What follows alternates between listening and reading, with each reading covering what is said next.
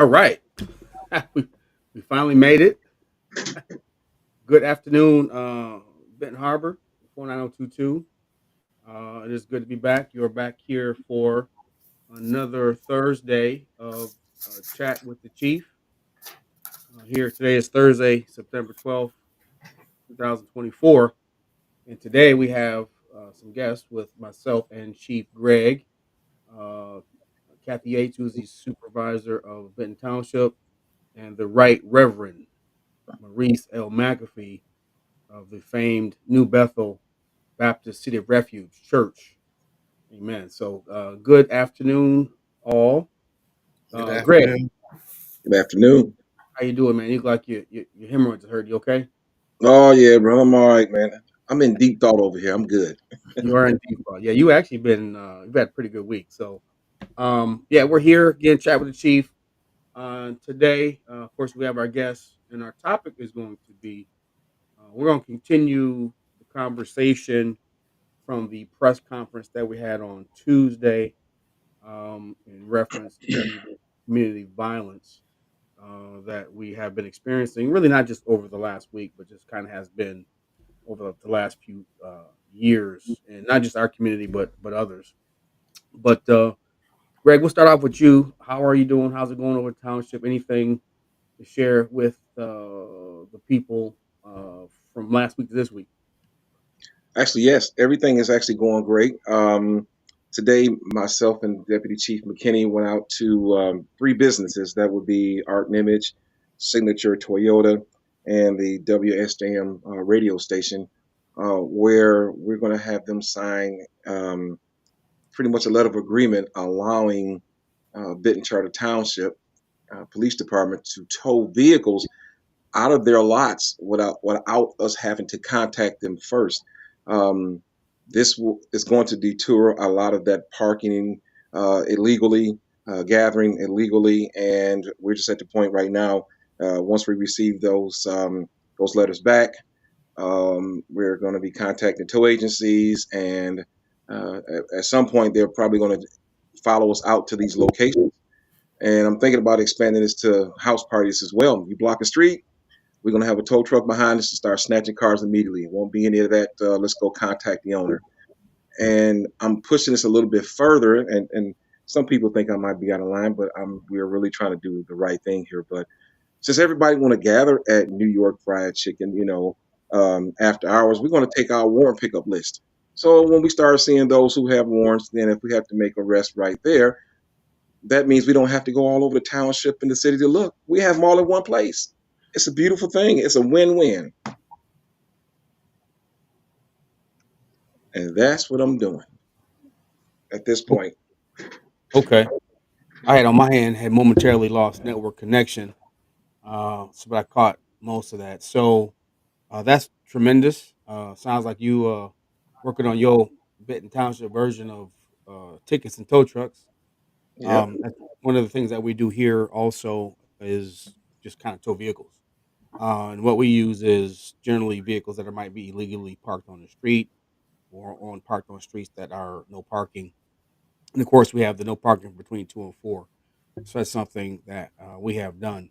And just to kind of give a little perspective to that, Chief, one thing that we know that we learned these parties that really have been kind of the bane of our existence and where they've oftentimes turned into shootings and or unfortunately homicides. But the people got smart. So when we started tickets and tow trucks, um, when they were posting their flyers, they do very nice flyers, nice artwork Very, very nice. when they do them. But we get people that send them to us, and what they stopped doing was putting the location on there because citizens, what we do is when we get word of a party ahead of time, we'll go out and make contact with that location. You know, that either that home, that resident, or the homeowner, and basically tell them that's just not going to work. So actually, we've had some success. The number of parties in the city that we've been able to kind of intercept is down. So when you see the ones that do happen, either slip through the cracks or just kind of a pop up called pop up parties. Um, but yeah, so what they've stopped doing is putting the actual address on the first flyer that comes out 2 or 3 weeks ahead of time. they'll put TBA, and then they'll drop the address on the day of. I guess in hopes that we can't get to it quickly, so which we still, make the effort. So, they improvise and have adapted, and so do we. So, the tools that we use, just like you said, will show up to cars. Actually, we used to give citations to the host of the party. We're gonna get back to doing that, and ultimately, as we know that these parties can turn into violence. So there's a couple of videos I wanted to be able to show. Having some trouble with the browser being able to kind of play the codec, kind of give you an idea of the breadth of these parties. So now that talks about house parties, chief. But we have around Ben Harbor, again, what we call pop-ups, where every weekend the masses of the youth, when we say youth, we're not talking about kids. We're talking about these are generally in their 20s, as you can see by some of the video, if I can get it to play.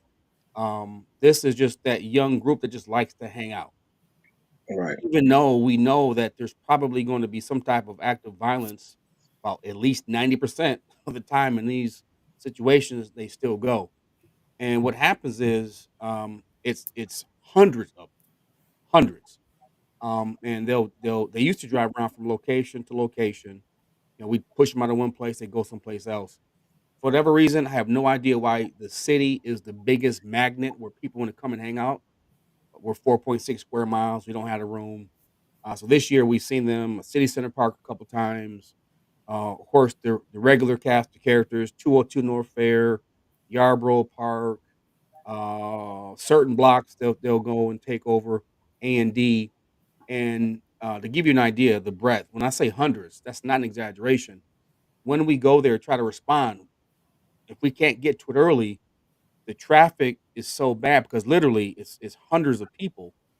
They're either standing in the street, they park in the street. It's not unusual for them to park right in the lane, double parked. So there'll be times where officers have to either inch as close as they can, or oftentimes we've had to park squad cars a block and a half away because it's that much traffic. And I know Benton Township helps us. I know same thing has happened with you.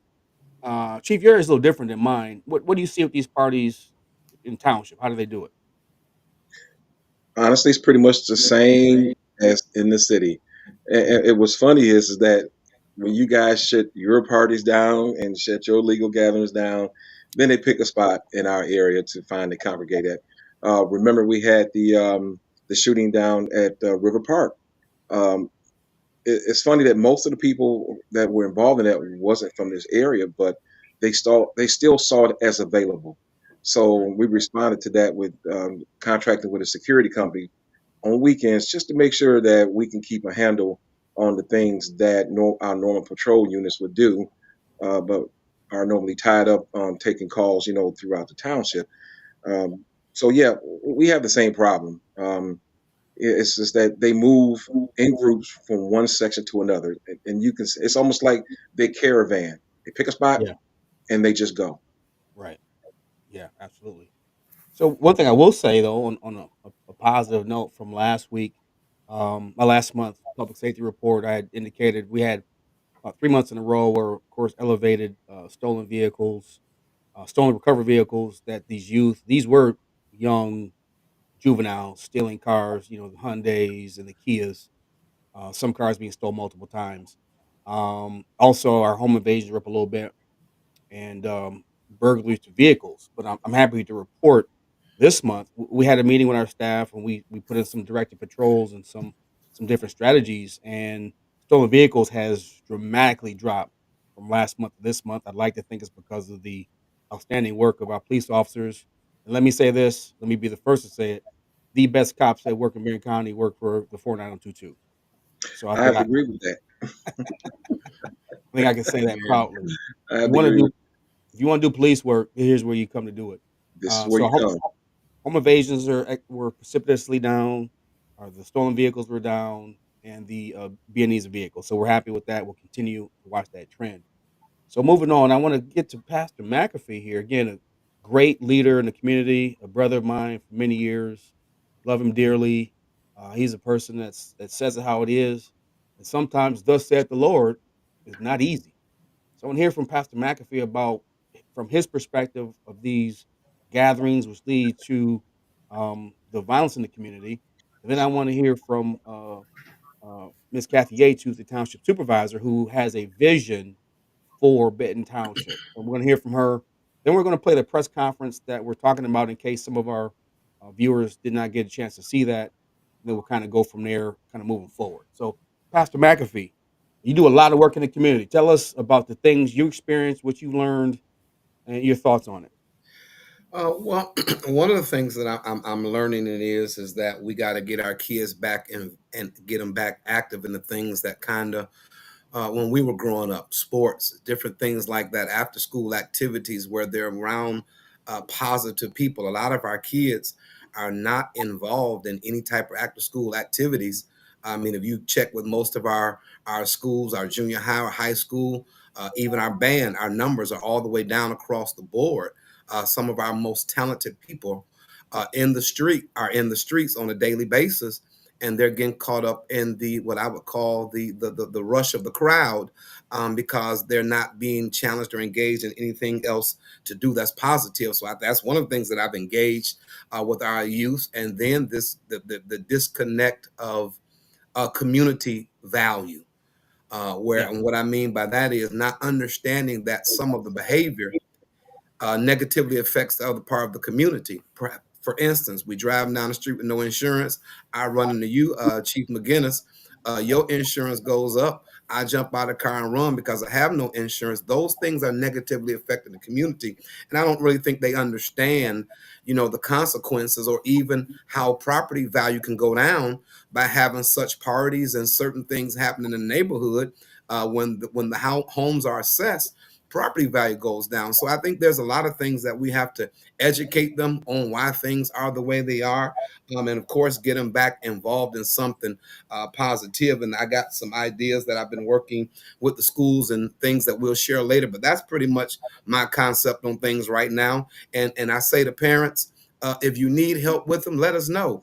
But we got to know where our kids are at 13, 14, 15, 16 years old. We got to know where they're at, what they're a part of, and what's going on, so that we can know where they are and what's going on with them. So that's kind of what I've got going on right now. That's fantastic. awesome. That is, again, mover and shaker in the community. Sister Yates, you have actually, you and Mr. Little, the city manager, have a vision, and actually, Ben Harbor has been moving very fast. Development, uh, businesses in the community. We have a plan to bring in, build houses, and bring in even more people. As you know, there's a house needed for housing. What's your vision for Benton Township? What?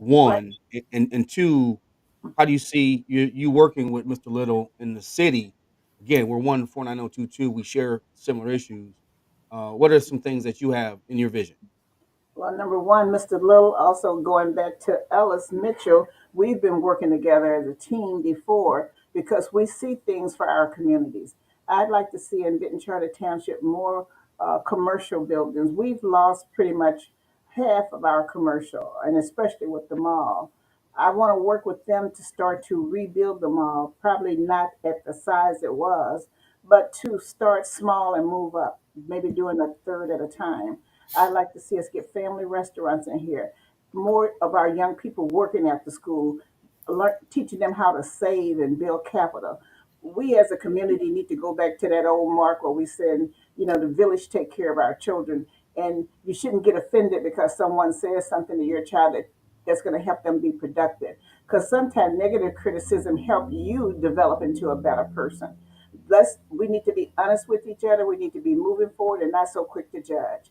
I want to see this community be a better place than when I came. And when I came here, it was thriving and beautiful. And I'd like to see that moving again. We're off to a good start, and hopefully we can keep the momentum going.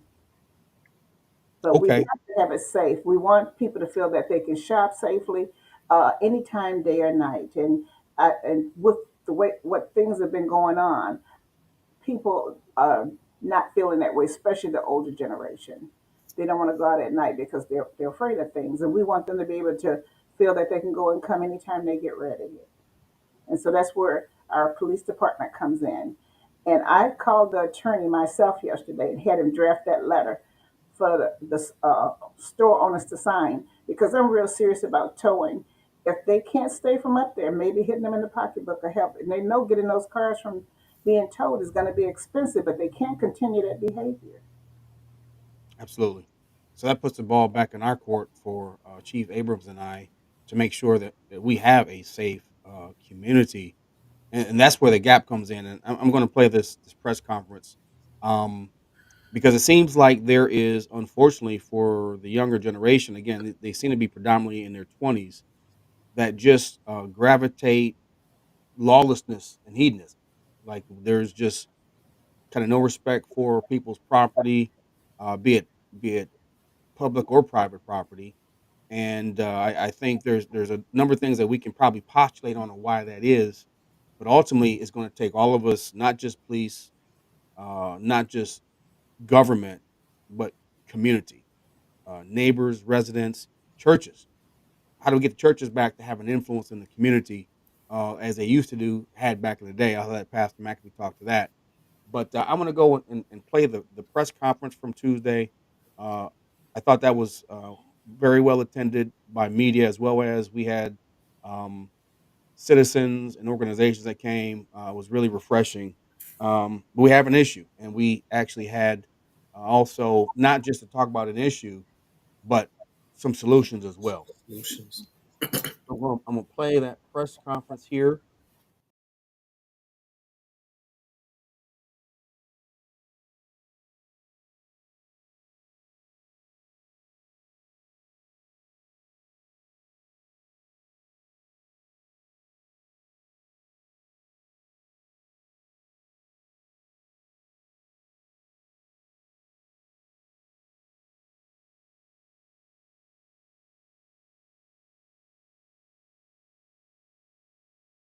This is ABC 57 News. Developing tonight, what can be done about gun violence in and around Benton Harbor? Mayor Marcus Muhammad saying today too many young people are caught in a, quote, valley of death. Hello again, everyone. I'm Brian Conybear. A series of shootings involving suspects as young as 13 years old have schools, police, community leaders, and more urging everyone to play a role in keeping kids safe. ABC 57's Dante Stanton at Benton Harbor City Hall tonight for us. Tuesday morning's press conference was held so that agencies like the Department of Public Safety, local churches, the Benton Charter Township Police Department, and other local organizations could all come together to send one united message that they're just as tired of the violence in the area as you are. And the time for solutions is now. No longer can we look at border lines, dividing lines, as this is Benton Township, this is Benton Harbor, because crime is indiscriminate. A crime-filled week in Benton Harbor, leading to city officials gathering together for a joint press conference Tuesday morning to share a united stance against violence in the area, starting with the police departments.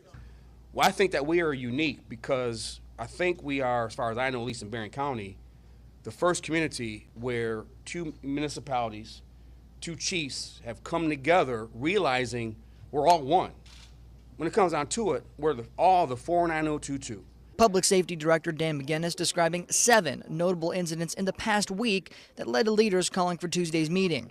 From drive-bys at local businesses to an officer being assaulted near Empire and Lavette Avenues by 12 and 13-year-olds. On Thursday, a 15-year-old boy was shot at Berrien Homes, and a 22-year-old lost his life after a party spilled out of control early Sunday morning. The department's primary concern is people becoming complacent about the violence and refusing to call it in, even when it impacts their homes. I've talked to people who have had bullets come through their homes, through their windows, through their houses, and didn't call the police. I'm here to tell you, as a community, that's unacceptable. But police making it clear they don't intend to arrest their way out of this issue, but collaborate instead. There's said to be an enforcement arm of the Plan for Change, which includes increased patrols and restarting several local practices, like shutting down the lights at businesses in the early morning hours. But the majority of the push for an end to violence will start with problems that need to be addressed in the school system. First and foremost, truancy, making sure that they come to school. because we know that when kids don't come, they don't learn, and then they're more prone to do nefarious things. So truancy is one of them, peer mediation being the second, the social emotional learning. So those are things that were in place that we're ramping up this year. I caught up with Mayor Marcus Muhammad after Tuesday's press conference where he reinforced that he left the meeting with a positive attitude toward the future of his city and the knowledge that there's no specific timeline for change, just a belief that it will happen when people step up and share when they need these agencies to step in. But I'm calling on the people today to help us. If you see something, say something. You know, be our eyes and ears, and let us know what's going on in the community. Mayor Muhammad also confirmed Tuesday morning that a group called Black Mayors for Michigan have sent through a letter to state Senate leaders asking them to pass a series of House bills that would allow them to create the Violence and Prevention Public Safety Fund. That would help their efforts here locally. Reporting in Benton Harbor, Michigan, Dante Stanton, ABC 57 News. And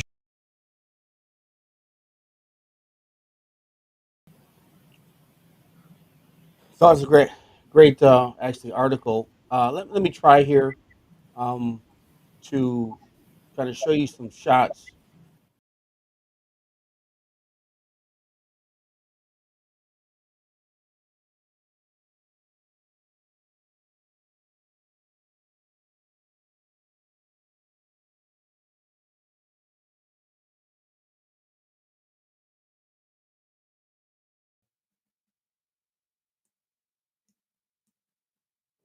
So again, we've been having problems with the video here, but right here, just this picture, and this is every weekend. This happened to be on Pipestone A&D's a couple years ago. If you can see here, just the breadth. There's hundreds of people, hundreds of people. I estimate there were probably about 800 people. Cars were packed from Empire to um, Milton, and there people were just everywhere. That's just an example of when we talk about these groups. Again, hopefully you can see this. That this is the breadth of what we're talking about. This is the type of crowd that goes place to place to place to place. And when we push them out of the city, they go to township. They push them out of township, they come here, and all they do is just kind of stand around and take places over. See, we lost that video. Let me try to show you another one. Different location. Um, this is 202 North Fair. Again, you see people all over the place, inside the store, outside the store, and they park across the street. They park in the street. So imagine Main Street being blocked from Main and Fair all the way down to say Hull. These are the type of things. These are the crowds that we're talking about. And again, about 90% of the time, it's these crowds that result in the issues. The crowd that happened this past weekend with the unfortunate homicide was no different. It was hundreds of people all over the place. So that's what we're dealing with. And Pastor McAfee, if you're able to see these videos, I know you have been out. It's quite the thing to see the volume and breadth of people that gather in these places. What are your thoughts on that, sir? Well, it used to be, man, when we could gather like that, those things wouldn't happen. But now, when I see a crowd of that size and magnitude, seriously, one of the first things I start doing is praying because I just know I hate to be negative, but just for the if you play the percentages, something negative is going to happen. I encourage the people that I know in church and out of church to stay away from those gatherers, and especially those that have families, because your kids are dependent for you to come home. And so my thing is just encourage them to make wise choices about where they place the most precious people in the world, and that's themselves in those places. But we got to get a handle on that to where that's not acceptable. And I think a lot of times the things that I hear is that we don't have anything to do, but that's not positive right there. I think there's better things that we can do, and we have to find a better avenue of ways to do things. That's it. So let me ask you, and also Chief, how did we get here? This wasn't always Ben Harbor. How did we get here? And let's put it out there, shoot it straight. How did we get here? How do we get to such a form of lack of respect, authority, and lawlessness? You know, a lot of times I believe that sometimes the community just turning a blind eye to some of the things that have been issues uh, actually long ago. We know we have problems, but it has grown exponentially. And I just feel just turn our community sometimes just turned a blind eye to things that they think are now the new norm. Well, that's not the new norm for us. The new norm is going back to peace, tranquility in our community, making contact with our citizens, uh, developing new programs, for the children. I don't even know. Do they still have the park lunches that they used to have during the summer months? I haven't seen that. Maybe they do. Maybe they don't. I don't know. It's just not a lot of engagement from our churches anymore. It's not a lot of engagement from the police officer standpoint either. That's why in my department, I'm changed to more of a community policing philosophy, which I think a lot of departments may have gotten away from, so we can establish that relationship that we've lost. And part of this is our fault. We got to take blame in some of this ourselves. I mean, with the officer shortage, it's all about being reactive, just taking a call, going to the next call. Well, now it's now about creating dialogue with whatever complaint that you have to deal with to show the community that we care. We have to get back to showing the community as police officers that we do care about your problem, no matter how small it is. So, Chief, let me be the devil's advocate here. So, right now, we just got a call of a fight at the high school. We get those calls every day. Sometimes we don't get them, but we know that there's fights in the high school. So, I'm gonna say that's not the police's fault that kids get to the high school and want to fight. We can't be everywhere at all places. I know Pastor McAfee, you have some thoughts on that. And he actually goes to the school himself when he hears about these fights. This is not a police issue fully. It's bigger than that, Pastor. Um, I agree with what Chief Abrams said, and if I may, I started a list of where I think the it starts at, and so me being the church, I'm not going to put it on anybody else. I'll take it upon us to take this lead first. I think Matthew 13:25 says, "But while we slept, the enemy came in and sowed tares among the wheat and went by his way. And when they began to grow up, the tares came also." And what that means is we took our eye off things in prosperity. Churches when things were going well, we saw the decrease in numbers of families actually attending. But Mm, because maybe it didn't affect us like it is now, we didn't address those issues. And so now we're a generation down where, or two, where nobody's bringing their kids to church. So I don't blame the public. I'll take responsibility for myself as the church where I serve, that we probably should have did a better job of our evangelism team. Not to say we weren't doing anything, but we could have ramped it up like we are now. So that's the first thing that we have to take into consideration. The church has to do. Then the second thing I'll say is parenting. I tell my kids, you had a pretty good example of how you were raised, and I'm seeing the decision to cut a different way than the way they were raised. And I said, that's going to hurt your child because you're going in a different way that that you were raised that benefited you. So we got to get back to some bottom line of what my raising wasn't so horrible that I'm going to let my child do all these different things now. No bedtimes, cellular telephone devices, where they're not properly being prepared, but they got mush brain because of TikTok and everything else that's going on.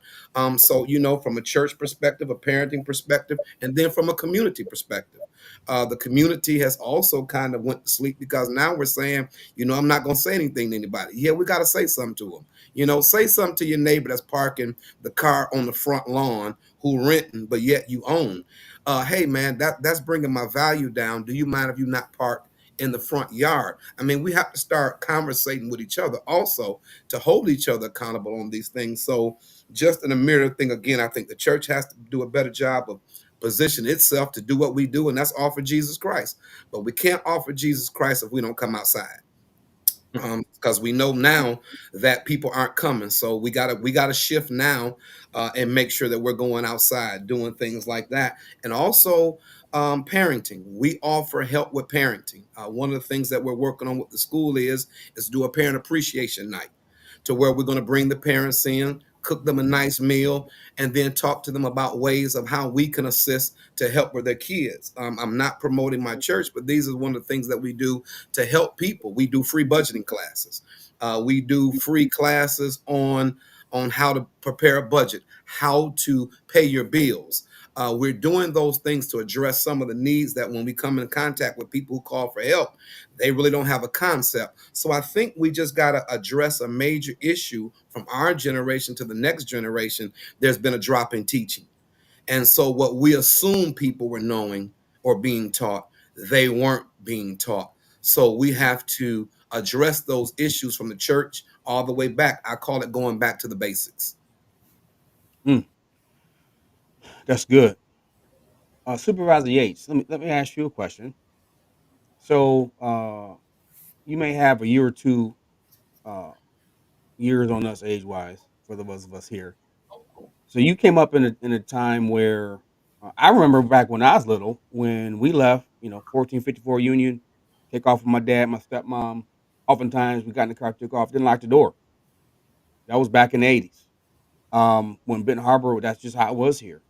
And then you have a generation. I know that there's older people in the church, like my church, Greater Grace, where the older saints and the church mothers are frustrated and wondering how we got here because it seems like you said, Pastor, the church, for whatever reason, lost some influence, and we could talk about that a little bit more too, maybe some other theories, kind of lost some influence, and it's not like it used to be. And here is where I have in my mind kind of some dissonance.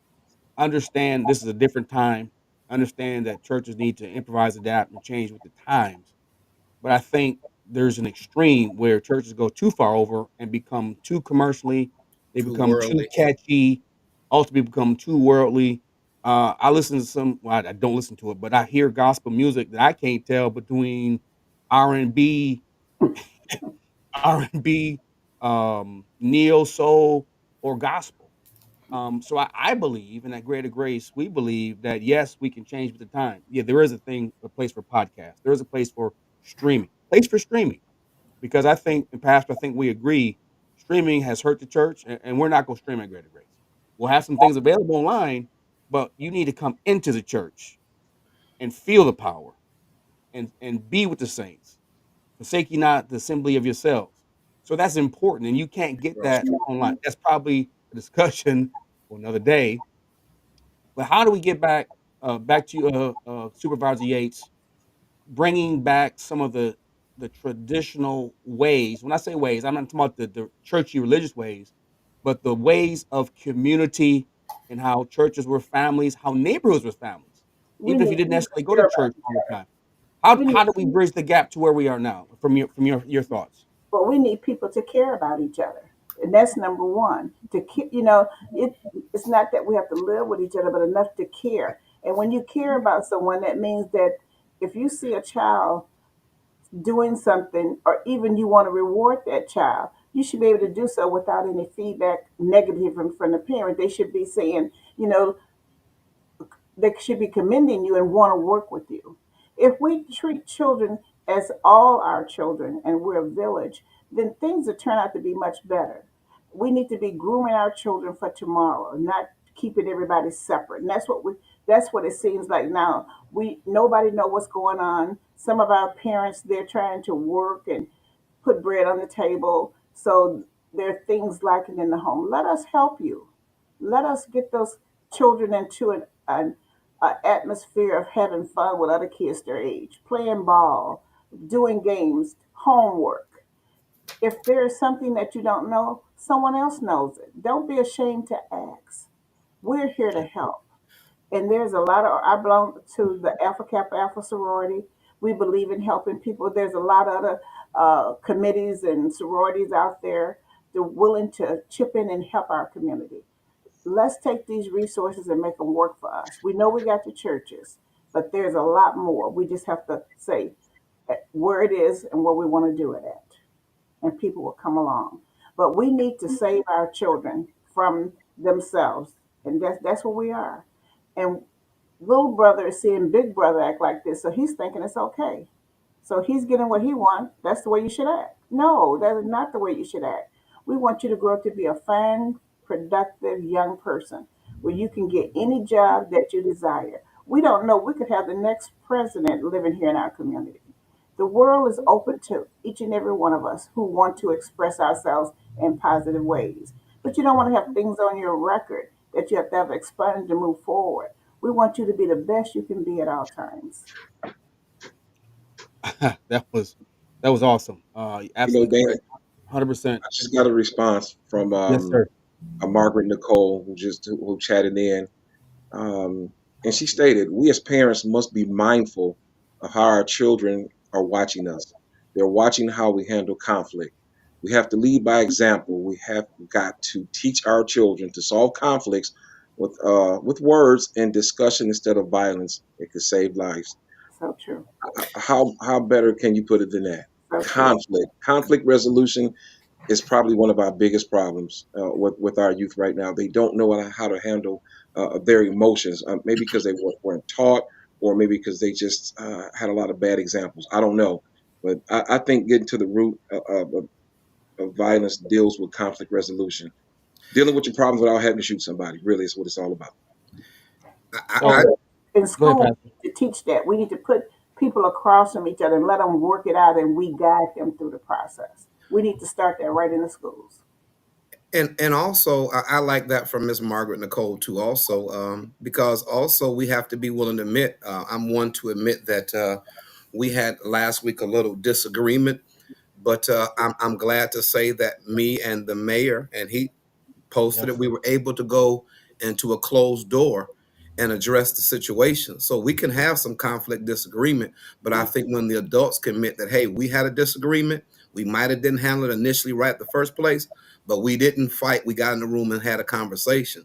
So I thank you for that, Miss Nicole, because I want to say that today also, that we've had personal disagreements, but we were able after the meet to sit down and have conversation. I think that's the beginning step for adults to admit that we always don't get along either, but there is a way to handle the situation. So I want to be the first one to say thank you.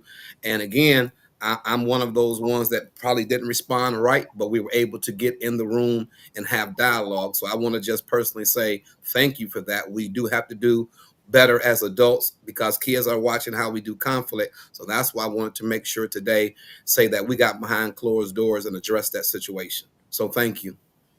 That's fantastic. So once again, I cannot see. Let me try another screen. I am unable to see any comments, and I'm the host. So if you see something, let me know because on my end there's nothing, and I'm not sure why that is. So let's move on because that was great improvising, Chief and Pastor. I appreciate that. So two things. I got two questions that from everything I was just said recently, and it was fantastic. So we all agree that we need to have some outside, we call it quote unquote resources, in order to help kind of bridge the gap with our children, our families, learning, family values. But again, kind of going back to what I said, of course, that's not all the police's necessarily scope. How do we raise the organizations to bridge those gaps? First of all, to identify some goals and objectives to bridge the gap. Because one of the things that's important to me, panel, is that we can have press conferences, we can have chat with the chief and talk about all that's going on. What about some solutions? What are we going to do to change what we're talking about? So yes, we all agree there's other things that need to be in place to help socially with our children, with our families. I know myself, I have a huge heart for not only the elderly but single parents. Greater Grace, that's really what we're building our ministry around. Supporting youth and mentoring, especially not just young boys but young girls. So it's kind of a two-part question. How do we start that process to get those people in place, those organizations, services, whatever they are in place? And then secondly, again, and Pastor, I think you're trying to dodge a weed me on this. How do we get the church back involved to be the church? Part of I think the problem from my perspective, again, as a chief and also as a pastor of a church, is that we've lost influence because we got more into the money, quite frankly, just trying to survive because there used to be churches on every corner, and we've maybe gotten away from when there were troubles in areas, pastors would move versus get their prayer teams and hit the streets. So how we have to build a strong religious institution, multi-denominational. As you know, on here, we're all different denominations. It doesn't matter. How do we put those? How do we put the church back the way it should be? Can it be put back? What do we do? Well, I'll answer the question. Yes.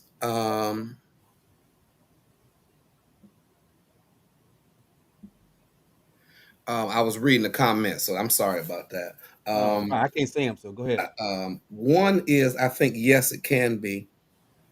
Two, it has to be on that individual leader's heart, of where God is directing him with the ministry. All I can say for me is my whole thing is when I took over, my whole thing was more about being outside, focused on things like that. You'll catch me at BJ. You'll catch me at May Street Market, Yes, going in there, hanging out, talking for about 20, 25 minutes. They know when I come that way, they know who I am, and I'm gonna stay and talk to people. I think we just got to get back out in the community as the church, uh, talking to people, sharing the love of Christ and sharing our love. I think it has to be a point in time that where uh, people see us giving to the community, not asking. And again, we got to be concerned about the community. I yes. think you made the statement before that we kind of thought about ourselves. We've been our own separate silos. But I think one of the greatest disservices, at least to the African American church, was the mega church. We started becoming their thought process. And you can't be mega when you're in minor. And so we got to get back to understanding where we are and holding the principles of which we held. Everybody's not going to have a TD Jakes ministry, because Right, most of us got Ezekiel ministries. We in dry bones, right. where folk need to be breathed upon and to live. So I think we have to address the moral decay. Not that we're perfect, but we got to address the moral decay in our communities, where we just don't leave the kids out there. But let me say this also, because I keep hearing, stuff from the young folk. But young folk, you got to make some good decisions yourself also. Right. We can't blame everything on the adults when you got to learn to make some choices that benefit you, and those things. Because when you hear wisdom and it don't fit your criteria, you Come on. turn a deaf ear and go somewhere else. So Right. at the same time of listening to us and coming back, do you come where we are also? Because I always tell kids, I'm not coming to the street all the time. You can't come to the church. It's got to be a 50-50 between us. Now, if you want me to come on the block and hang out and talk to you, I will. But you're going to have to give me a Sunday too, even if you don't like what I'm talking about. And so, we got to get to the point where we have a mutual respect for each other. But for me, the church just got to come out of his walls and do his job. He says, after this, you shall receive power, and the Holy Ghost has come upon you, and ye shall be my witnesses. And so we just got to go back to witnessing to people about the things and then having the necessary structure when they get there to be able to help train. Amen to that. Absolutely.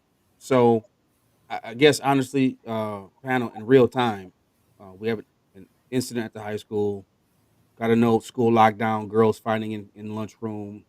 At some point during the fight, a threat of gun was posed.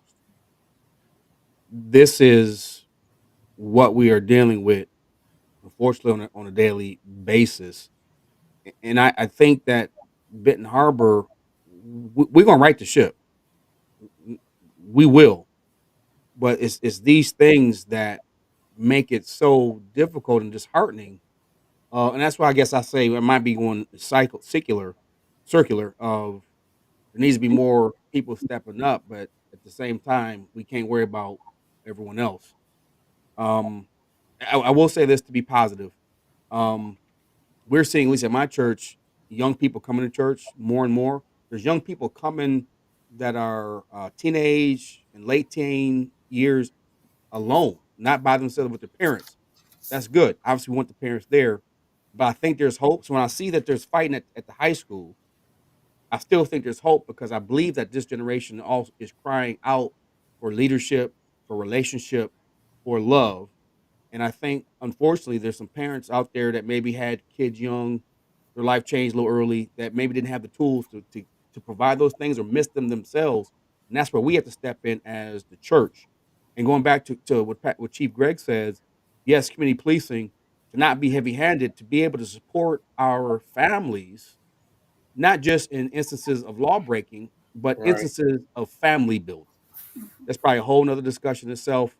We're gonna probably come close to ending this session so I can get up there to the school. But yeah, Chief Abrams, back to you. It ain't all about handcuffs and tickets and arrests and PR1s. It's That's about right. helping. I got two kids right here that I'm personally mentoring. I'm about to go see their mom at her job. They go up to high school, and they bet not have been involved in this fight. I'm telling you. So that's like Pastor McAfee. Grab a couple, uh, grab one, grab a couple, teach them, mentor them, love them, and let them know that there's some positive things out there. Um, it's just it's mind blowing. I think, and I know we'll do it. It's just doing it. Go ahead. Who's that? Chief, Pastor. Well, what I was getting ready to say is one of the things, because I one of the things I like to give is to also solutions. So let me say this: I'm not a person this way, and we're not going to agree on everything. Right. But if we're going to take our ball and go home because you don't necessarily agree, then we're never going to work because we're not all going to agree on the same thing. But here's some solutions that I was talking about. One of the things that we have to start doing is focusing on the young kids that are doing the right thing. Mhm. So how do we do that?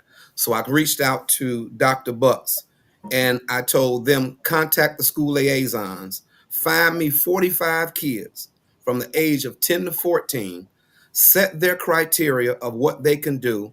I will find a way to fund the bus and buy the tickets to take them to a Pistons games.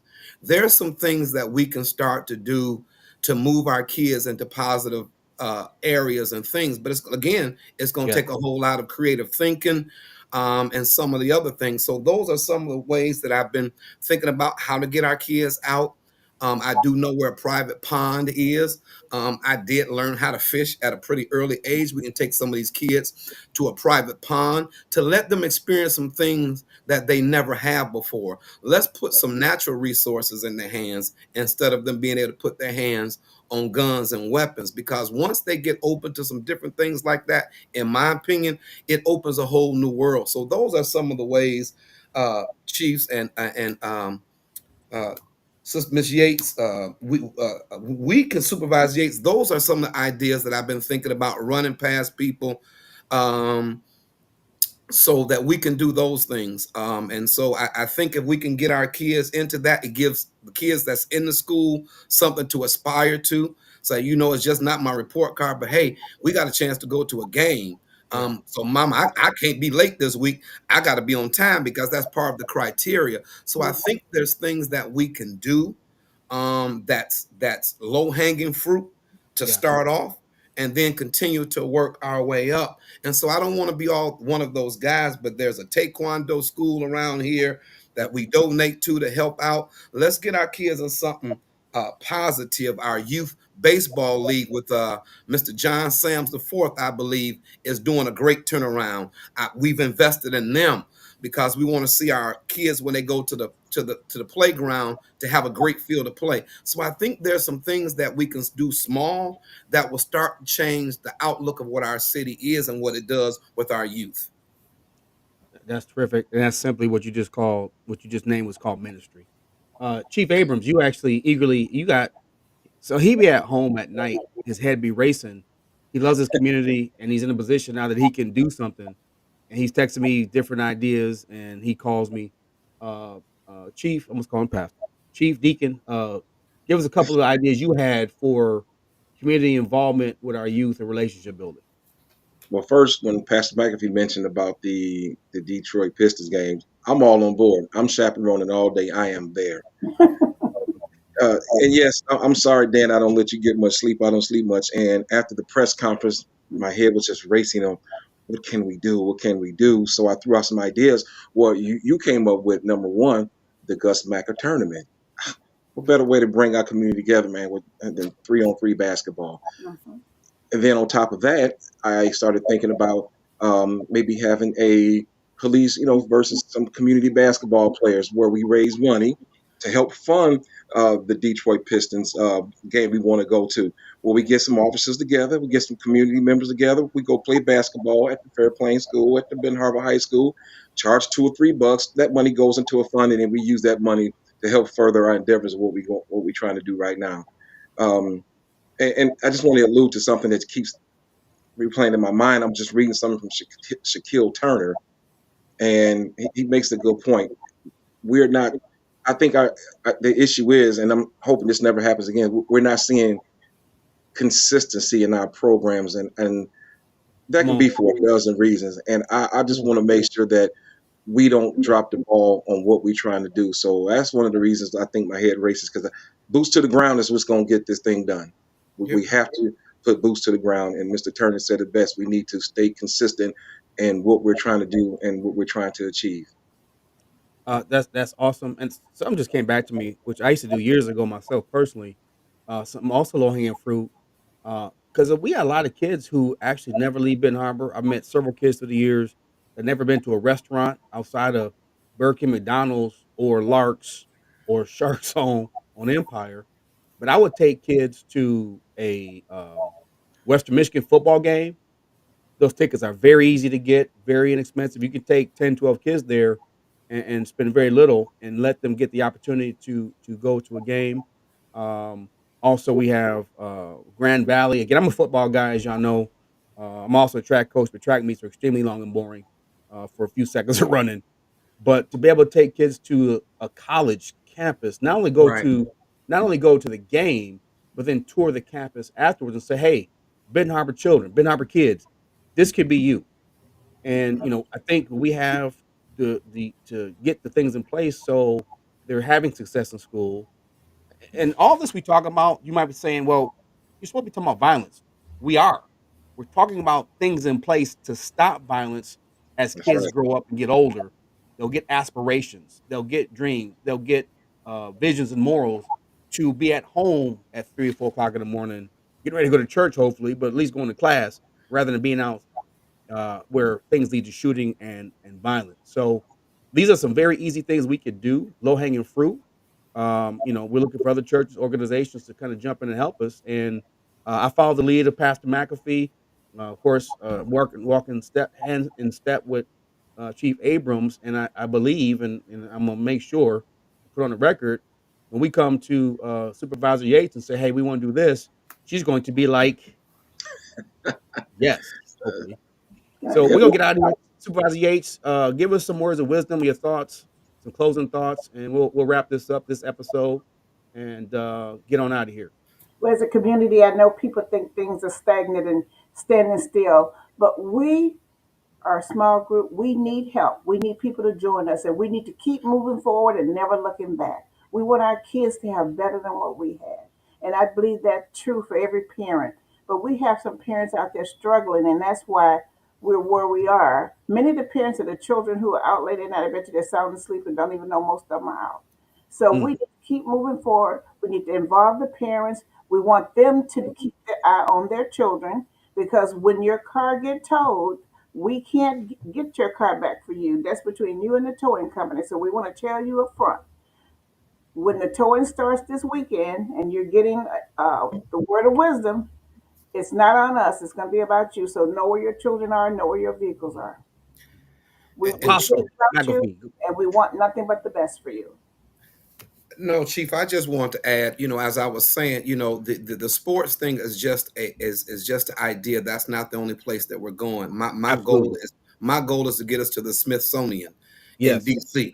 There we go. And taking them places like that, y'all. My mind is much bigger than what this conversation is, but it's our conversation. So we just throwing out a few things at the moment, Yes. but our mindset is much, much bigger than just the Pistons game. We realize that everybody don't play sports, so we want to be able to take people even to Chicago over there to Shed Aquarium. There's Yes. things that we can do. So our mind is just bigger than sports. These are just a few ideas that we're tossing out. So I want our audience to know that our mind and our thought process are a little more expansive than what we're actually talking about. We have bigger things on the horizon, but we don't want to throw all those things out there until we can get a schedule of how we're going to plan it. But here's the biggest thing. What can you do today to help us. So I'm Come on. asking, I'm asking men who got level of restraint, come walk with me during dismissal time at the high school. That's a first easy step, because when I leave here, I'm getting ready to cancel another meeting I had, and I'm heading that way to walk the sidewalks and walk the parking lot.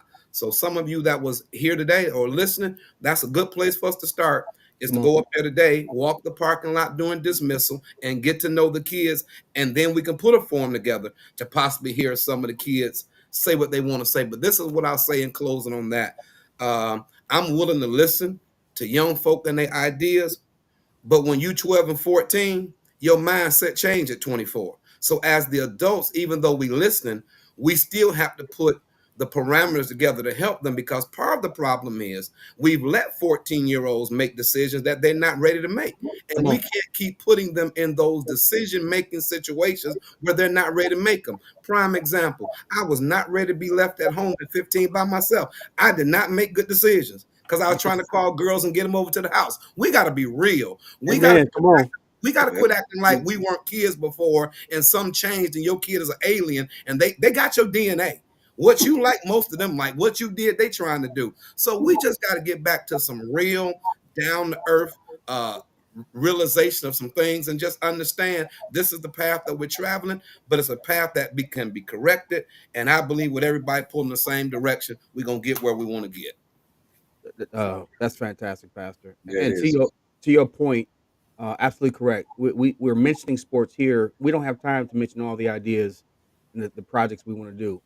I did mention one of the things I'm going to be approaching a couple of schools on is bringing back the chess club. As many people know, I had founded the Ben Arbor Chess Club, and throughout the years have taught chess in Ben Arbor area school, elementary schools. That is again low hanging fruit. That was my own time. We did actually every Thursday. I'm gonna challenge schools to let me come back, and actually the kids loved it. So maybe at some point we'll unleash some other things that we're talking about doing. But you're absolutely correct. We're not pigeonholing people into sports. We're trying to get all people everywhere and meet them where they are. So, Yeah, Chief to meet Greg, what they can. any last thoughts, sir? Well, and just so I know, a lot of people don't know a lot of the things, especially while we were somewhat separated, when I became the chief. But for the past 7 years, I have had a community program, and it's called my Christmas basket giveaway. I do it every year. I've done it for the last 7 years, where I pick out 20 unfortunate families who's gone through problems, who's had issues, who've lost family, who's lost their homes, and they're chosen to come to the fire department at Benton Township, so I can present them with toys, games, and enough food for their own Christmas dinner. I've been doing that for the past 7 years. And now that you and I have formed this collaboration, this partnership, I think we can probably make that even bigger. Instead of me choosing 20 families from Benton Township, we could do a combine of maybe 50 families. They need to show we care. And like I said, I took this upon myself 7 years ago, and I'm going to continue that, throughout my time here at Ben Township. We care. We love this community. We love the people in this community. I'm born and raised in this community, and I want to put all my time and energy in this community. I definitely want to hear more about that. That's awesome, and I think definitely my church would be donating to that, and that's tremendous, tremendous. Pastor McAfee does a great thing himself with during Thanksgiving time. I'm gonna say picnic time, Thanksgiving time. So there's resources and programs already here. So tremendous. We're gonna get on out of here. Ben Harbor again. I'm sorry for not being able to broadcast the comments from my end, the controls. But hopefully this show was a little bit more smooth than last year.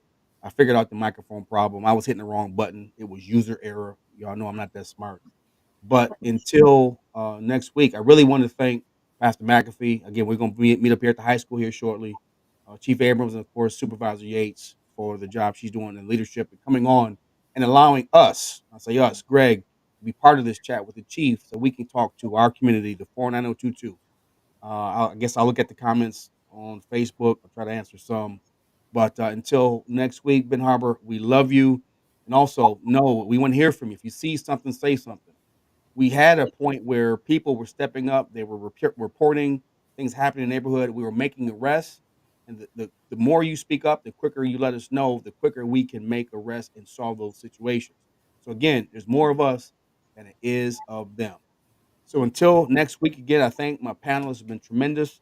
Um, you guys be blessed for the rest of the week. And Benton Harbor, until next week, we'll be back on same bat time, same bat channel. All be blessed within the sound of our voice, and we'll talk to you later. Have a good day.